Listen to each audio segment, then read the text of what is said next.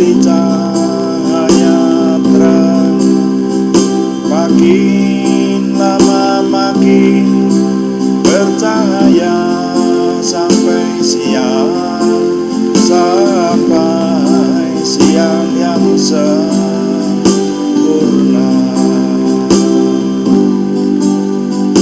Jalan orang benar seperti cahaya terang, jalan orang benar seperti cahaya terang, makin lama makin bercahaya sampai siang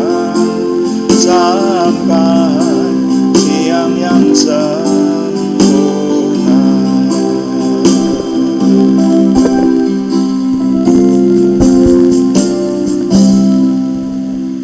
Bapa, kami mengucap syukur untuk malam hari ini. Tuhan memberkati kami. Kami mau mempersembahkan doa malam. Tuhan yang memberkati, memimpin kami semua ke dalam seluruh kebenaran Tuhan, sehingga hidup kami semakin diberkati. Terima kasih Bapa, dalam nama Tuhan Yesus Kristus kami berdoa. Haleluya. Amin. Selamat malam Bapak Ibu Saudara sekalian yang sudah bersama dengan kita di sini dalam doa malam hari ini. Nah, doa malam melalui online ini diadakan secara iman Kristiani dengan dasar keyakinan kepada Tuhan Yesus Kristus, Yeshua HaMasyiah, Isa alaihi salam, Juru Selamat dunia, Imam Besar Agung kami. Firman Tuhan yang didokumentasikan dalam kitab suci Perjanjian Lama dan Perjanjian Baru menjadi pegangan kami, menjadi pegangan kita sekalian. Saudara sekalian, malam hari ini kami di dalam doa malam, memang doa malam itu didedikasikan untuk temanya untuk menjawab pertanyaan, saudara ya. Jadi kalau ada pertanyaan dari Anda, biasanya sepanjang kami bisa menjawabnya, kami jawab dalam doa malam. Jadi menjadi tema-tema di dalam doa malam. Jadi kalau doa malam memang berbeda dengan yang doa pagi. Kalau doa pagi itu temanya membaca seluruh isi kitab suci, sambil kita renungkan tentu saja. Tapi kalau doa malam itu menjawab pertanyaan. Kalau tidak ada pertanyaan, biasanya kami mendoakannya dan apa yang diberikan Tuhan kepada kami, terutama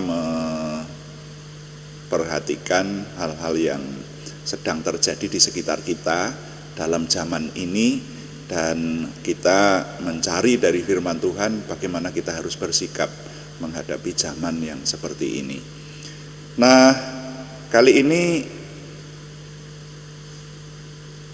kami ingin mengajak saudara sekalian memperhatikan renungan firman Tuhan. Renungan singkat kali ini judulnya Menjadi Agen Kebenaran.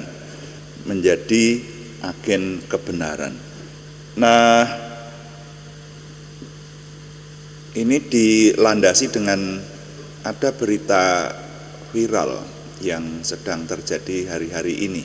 Tapi mari kita baca dulu kitab Kejadian pasal 6 ayat 5 dan 6.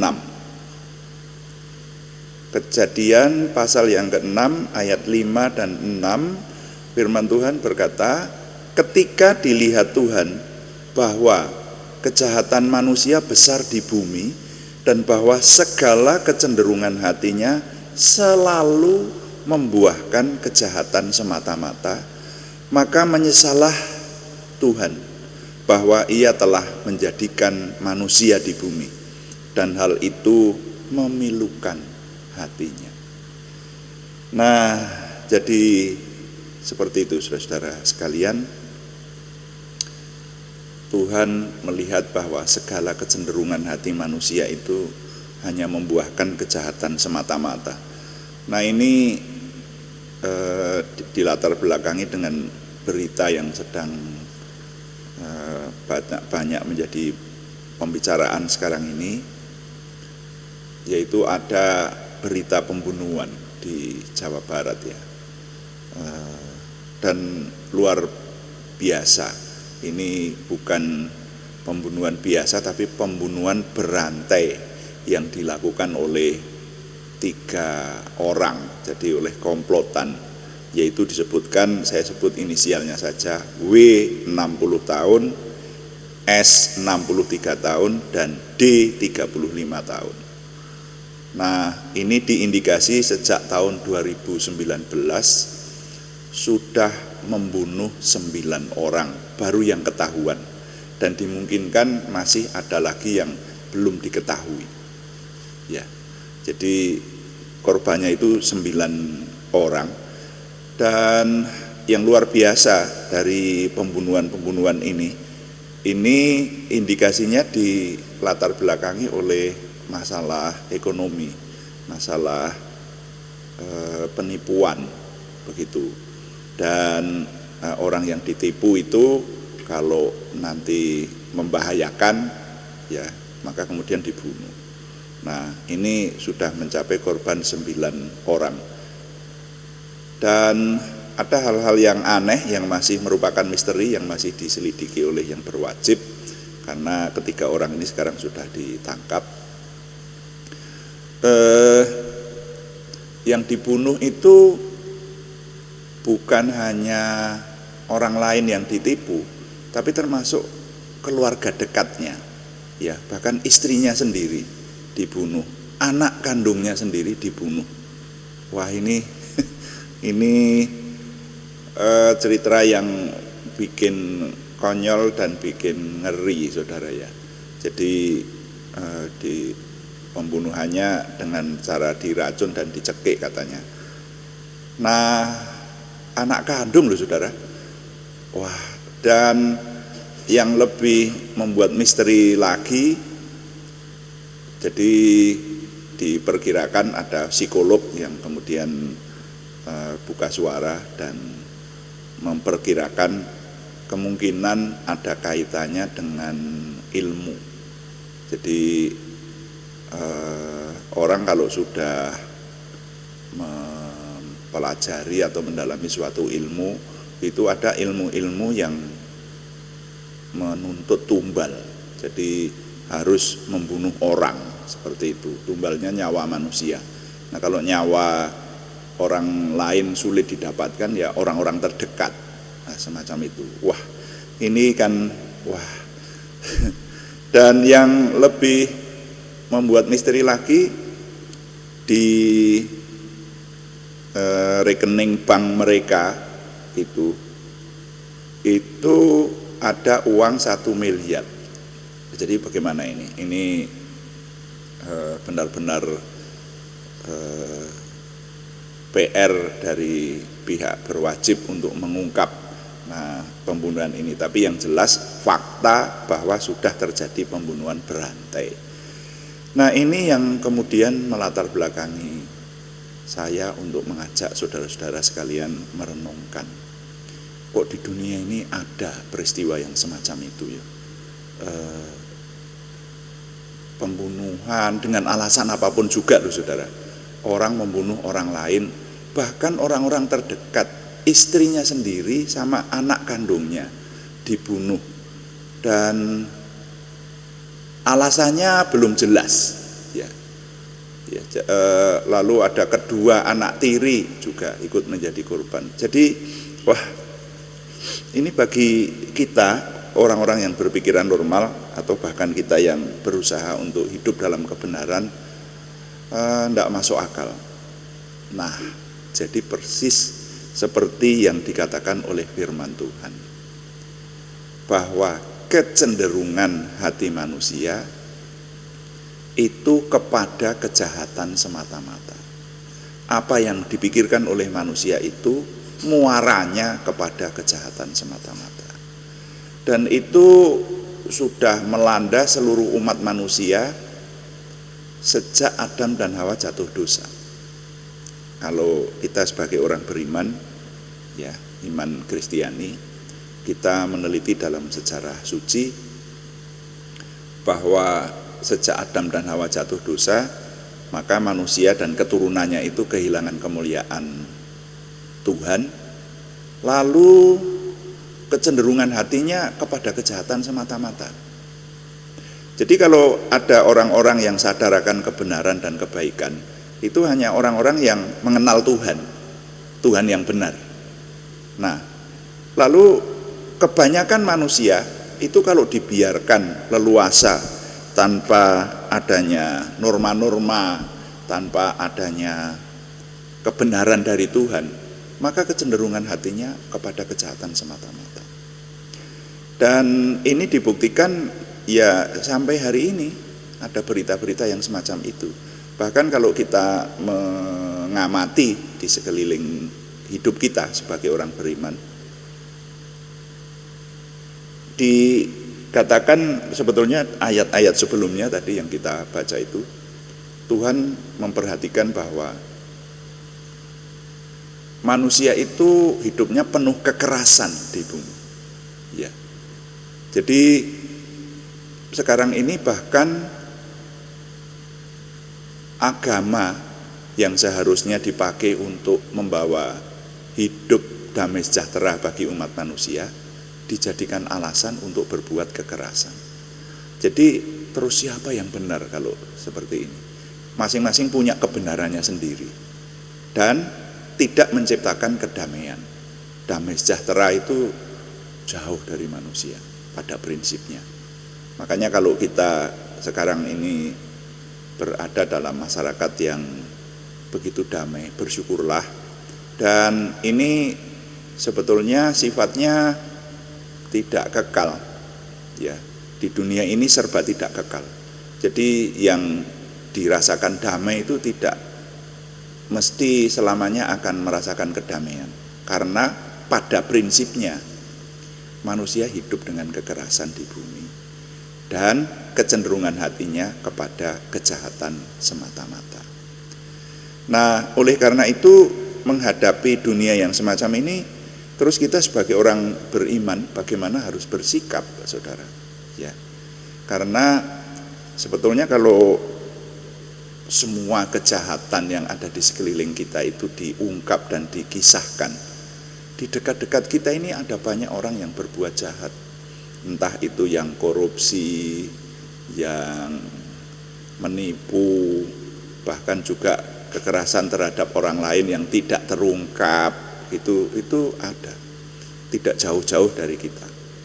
Nah, hanya ada yang berani mengungkapkan, ada yang tidak berani mengungkapkan karena berbagai alasan tertentu. Itu saudara ya. Tapi firman Tuhan benar. Kecenderungan hati manusia kepada kejahatan semata-mata. Mau enaknya sendiri, dan untuk mencapai enaknya sendiri itu kalau perlu mengorbankan orang lain. Entah itu kadarnya kecil atau kadarnya besar. Nah, yang kita bicarakan ini tadi kan ini termasuk peristiwa besar. Ini yang kadarnya terlalu kasar dan besar. Kasus besar ini, pembunuhan berantai diindikasi sejak tahun 2019 9 orang menjadi korban, termasuk keluarga paling dekat sendiri. Nah, ini kita menghadapi dunia yang seperti ini. Nah, sebagai orang beriman, kita diingatkan akan firman Tuhan nanti di Perjanjian Baru di 1 Yohanes pasal 3 ayat 13. Nah, ini Injil Yohanes, surat 1 Yohanes, bukan Injil Yohanes, keliru sebut. Surat 1 Yohanes pasal 3 ayat 13 saya baca untuk kita sekalian ya. Janganlah kamu heran saudara-saudara apabila dunia membenci kamu. Kita tahu bahwa kita sudah berpindah dari dalam maut ke dalam hidup, yaitu karena kita mengasihi saudara kita. Barang siapa tidak mengasihi, ia tetap di dalam maut. Nanti saudara baca seluruh perikop ini ya di 1 Yohanes pasal 3 ini. Nah, tapi saya ingin mengajak berfokus pada ayat 13 dan 14 ini, yang di sini ini intinya menyatakan bahwa kita yang mengerti kebenaran, yang mengenal Tuhan, itu sudah berpindah dari maut ke dalam hidup. Seharusnya memang dikaitkan dengan banyak bagian dari kitab suci. Kalau kita meneliti di kitab Roma, maka keinginan daging adalah maut, keinginan roh adalah hidup. Nah, kita sudah berpindah dari dalam maut ke dalam hidup, yaitu kita orang-orang yang percaya kepada Tuhan Yesus Kristus, yang memiliki iman bahwa Tuhan itu ada, yang menjadi murid Kristus, maka diperintahkan oleh Tuhan kita supaya menjadi agen-agen kebenaran. Di sini tadi dikatakan harus mengasihi saudara kita. Bagaimana mengasihi saudara kita ya? Itu Tuhan Yesus berkata tidak ada kasih yang lebih besar daripada kasih seorang yang menombokkan nyawanya untuk saudaranya. Nah, itu menunjuk kepada Tuhan Yesus sendiri yang menyerahkan nyawanya untuk menebus dosa seluruh umat manusia. Lalu kita diinstruksikan, diperintahkan oleh firman Tuhan supaya menjadi agen-agen kebenaran di tengah dunia yang bikin konyol ini, di tengah dunia yang penuh kejahatan ini. Kita harus hidup sebenar mungkin di hadapan Tuhan. Seberapa bisa kita harus hidup sebagai orang benar dan mengamalkan kebenaran itu kepada sekeliling kita, supaya sekeliling kita jangan sampai ada orang seperti W 60 tahun, S 63 tahun, dan D 35 tahun, 3 orang yang berkomplot untuk menjadi pembunuh berantai itu. Nah, itu kita diwajibkan oleh Tuhan untuk mengamalkan kebenaran itu. Nah, mengamalkan kebenaran itu dengan apa? Dengan berbagai cara, saudara, supaya orang di sekeliling kita, termasuk kita yang nomor satu, kita dapat diteladani hidup dalam kebenaran Tuhan. Makanya judul renungan kali ini saya beri judul menjadi agen kebenaran. Nah, memang menjadi agen kebenaran ini tidak mudah, saudara. Dikatakan janganlah kamu heran, saudara-saudara, apabila dunia membenci kamu. Sejak dulu yang namanya kebenaran itu dibenci oleh dunia. Karena dunia ini, ya, semua manusia yang disebut dunia itu manusia yang ada di dunia ini, termasuk keadaan dunia ini, itu bertentangan dengan kebenaran Tuhan. Dan dengan alasan apapun juga, itu kebenaran tidak bisa diterima oleh dunia. Makanya kalau orang yang hidup dalam kebenaran pada umumnya tidak bisa diterima oleh dunia, akan bertentangan dengan dunia sekelilingnya yang jahat, itu, saudara. Dan bahkan kalau mengamalkan kebenaran itu kadang-kadang, bahkan bisa disebut sering, memerlukan pengorbanan. Nah, ini yang tidak enak, saudara ya. Tapi mari minta kepada Tuhan supaya kita bisa menjadi agen-agen kebenaran.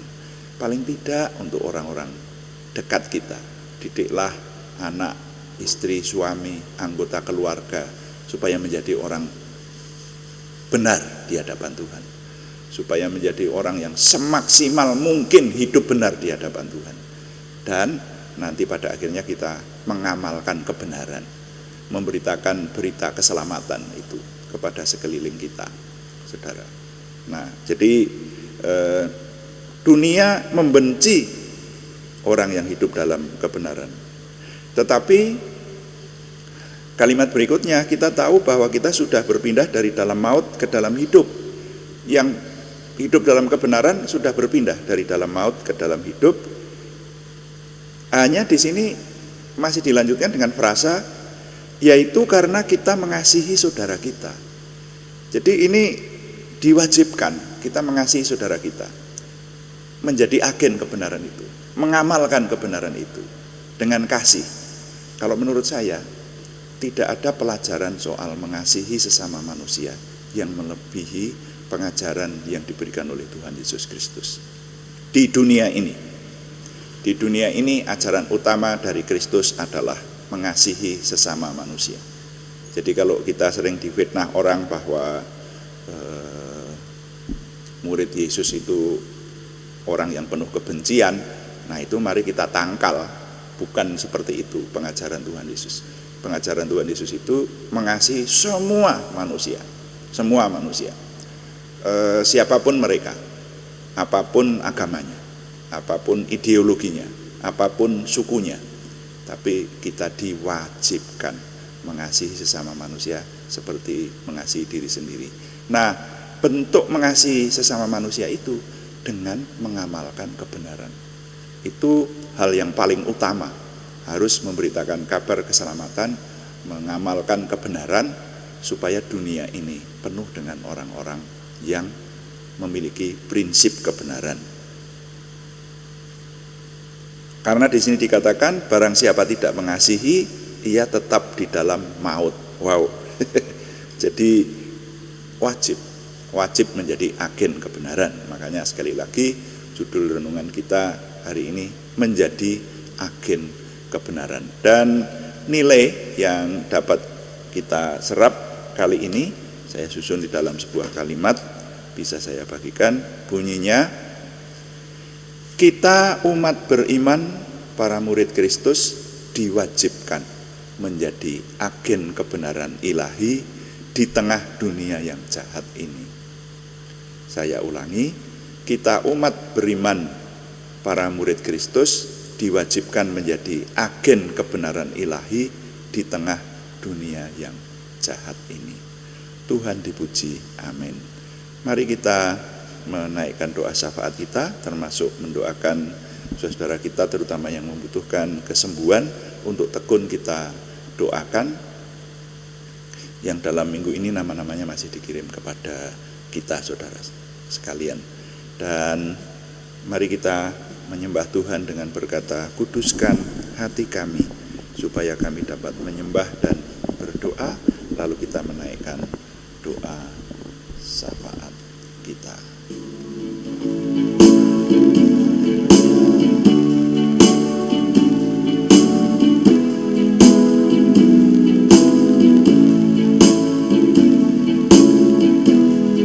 Kuduskan tempat ini untuk kami berdoa. Kuduskan hati ini untuk kami menyembah. Biar segala perkara ku serahkan padamu, Yesus, dan Roh Kudus bekerja membimbing kami semua.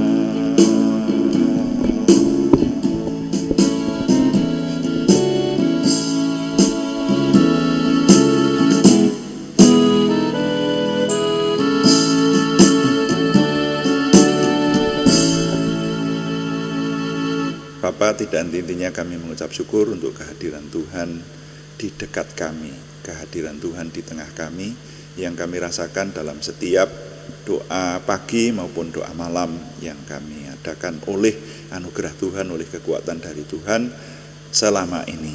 Kami mengucap syukur Tuhan untuk firman-Mu yang membawa kami ke dalam kesempurnaan kami untuk menjadi murid Tuhan Yesus Kristus, menjadi murid Tuhan, menjadi agen-agen kebenaran. Jadikan kami agen-agen kebenaran yang berkenan Tuhan pakai untuk membawa kebenaran bagi sekeliling kami, bagi orang-orang yang ada di dekat kami. Terima kasih Bapa di surga. Sekarang kami berdoa syafaat terutama untuk bangsa dan negara kami. Mohon Tuhan yang memberikan kesejahteraan, dan juga untuk kota-kota di mana kami tinggal, dimanapun kami di tempat berbeda yang mengikuti doa ini, kami tinggal di kota kami mohon Tuhan yang memberikan kesejahteraan. Kami tahu kami hidup di tengah-tengah umat manusia yang kecenderungan hatinya kepada kejahatan semata-mata. Sesuai dengan firman Tuhan yang kami cermati, maka kami mohon Tuhan tetap memelihara kami. Itu andalan satu-satunya kekuatan kami dari Tuhan. Terima kasih Bapa. Sekarang kami berdoa untuk nama-nama yang dalam minggu ini masih harus kami naikkan dalam doa, yaitu mereka yang membutuhkan kesembuhan dari Tuhan. Beberapa dari mereka ini masih ada di rumah sakit. Kami mohon Tuhan memberikan kesempurnaan kesembuhan kepada saudara-saudara kami Arni Setiawati, saudara kami Budi Suswanti, saudara kami Yohanes Sutarman, saudara kami Epinda Laksa Puspa Dewanti, kepada saudara kami Yunus Bambang Samiono, semuanya di Purwodadi, kepada saudara kami anak Alek Yohan Wibowo di Salatiga, pada saudara kami Siti Rondiah dan saudara kami Cahyani Bagiowati di Semarang, saudara kami Tumbur Paruhum Nainggolan di Kudus. Kami mohon Tuhan memberikan kesempurnaan kesembuhan, bahkan juga untuk nama-nama yang belum kami sebutkan lagi tetapi yang bersama dengan kami merindukan kesembuhan dari Tuhan, kami mohon Tuhan yang menganugerahkan. Dan juga kami berdoa untuk pergumulan selain kesembuhan, yaitu pergumulan dari saudara kami Yohana Asri Sabtorini di Kediri dan saudara kami Warsiti di Purwodadi. Kami mohon Tuhan yang menjawab doa, memberikan jalan keluar, terobosan baru, sehingga pertolongan Tuhan nyata buat kami semuanya. Terima kasih Tuhan, setiap hari kami boleh menyelesaikan pekerjaan kami, baik pekerjaan keseharian kami, mata pencaharian kami, bahkan pekerjaan pelayanan baik onsite maupun online. Kami mohon Tuhan yang terus memimpin kami kepada kesempurnaan semua yang kami kerjakan, yaitu kesempurnaan ke arah Tuhan sendiri. Terima kasih Bapa di surga, dengan ini kami sangat bersyukur setiap hari Tuhan membawa kami semakin memiliki pengenalan akan Tuhan, percaya diri bersama Tuhan, antusiasme, optimisme, semangat dan bergairah menyambut masa depan kami untuk menang bersama dengan Tuhan. Kami mohon Tuhan yang menyempurnakan doa kami oleh pertolongan dan pimpinan Roh Kudus, karena semuanya kami persembahkan dengan mantap percaya dalam nama Tuhan Yesus Kristus Juru Selamat kami. Haleluya. Amin. Demikian doa malam hari ini, saudara-saudara sekalian. Terima kasih kepada semua yang setia mengikuti dan juga memberikan dukungan kepada kami dan tim di tempat ini berupa dukungan apapun juga. Kami tetap mengharapkan dukungan Anda, dan kami memberitahukan bahwa doa malam ini dilaksanakan setiap hari Senin sampai Sabtu pada pukul 6 atau pukul 18 waktu Indonesia Barat. Juga ada doa pagi yang diadakan pada hari-hari yang sama pada jam 5 pagi dengan tema yang berbeda, saudara ya, tema renungan yang berbeda. Saudara-saudara yang setia mengikuti doa pagi akan bersama-sama dengan kita merenungkan isi kitab suci secara keseluruhan, akan kita selesaikan. Puji Tuhan, ini anugerah Tuhan yang besar, saudara-saudara. Dan tetap sekali lagi kami mengharapkan dukungan Anda, setidaknya dukungan doa. Terima kasih yang belum memberikan subscribe.